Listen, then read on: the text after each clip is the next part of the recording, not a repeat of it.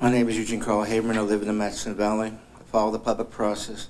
When the public process is done appropriately, the decision made by the governing body is more like in the public interest. Eugene Haberman attends as many open meetings as he can in both Anchorage and the Matsu Valley. I do nothing else as far as call it work. It's morning, day, and night. I'm committed to this situation. But it's my work, I believe, is trying to make a situation where the public has a fair chance that their voice is heard before government makes a decision.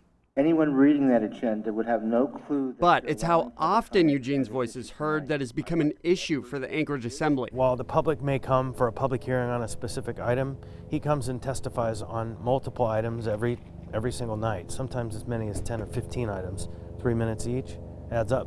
At assembly meetings, he will kind of wait in the back, and he tries to be the last one to speak on many of the issues, up to 10 on a night. And he'll wander up to the front and he'll talk about public process. I got my timer. But often it's aspects that aren't really connected to the issue that we're discussing.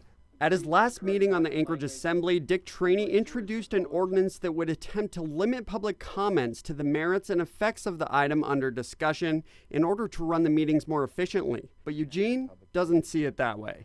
This ordinance would make it illegal for the public to address policies and procedures during a public hearing.